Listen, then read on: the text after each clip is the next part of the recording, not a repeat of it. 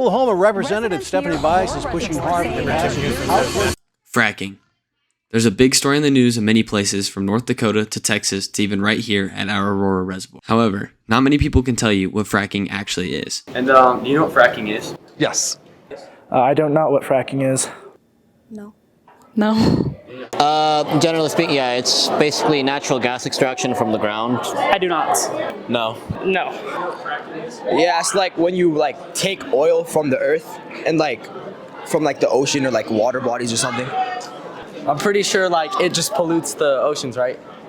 In the end, only 5 out of 12 people we asked knew what fracking actually was, which is a crazy stat to look at considering this process is currently being worked at Aurora Reservoir, which is only 2.5 miles from our school. But what is fracking?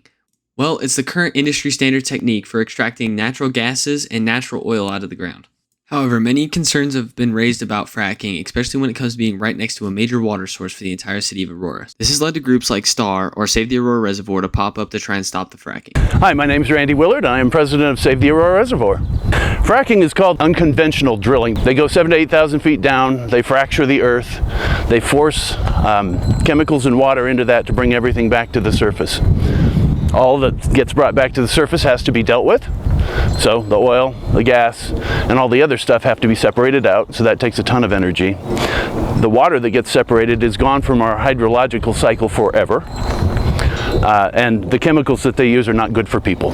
When he said the chemicals are bad for people, he wasn't kidding. This list shows every single chemical used in fracking. It's also linked to a health concern. The fracking we're concerned about here, it poses threats both our air and water in this area, including Cherokee Trail High School and the 2 elementary schools that are just a mile from the fracking sites. When the fracking is in full force in the summertime, the lack of atmosphere that we have here, basically our sun is very bright, and that turns all those chemicals, volatile organic chemicals and other stuff, into ground level ozone, of which Denver is the 4th or 5th worst city in the country at this point in time. Do you think there's any ways we can make fracking safer? No, I think the process of fracking is innately dangerous when it's near people. I think the safest thing that we can do is get this as far from people as possible if we insist on continuing to do it.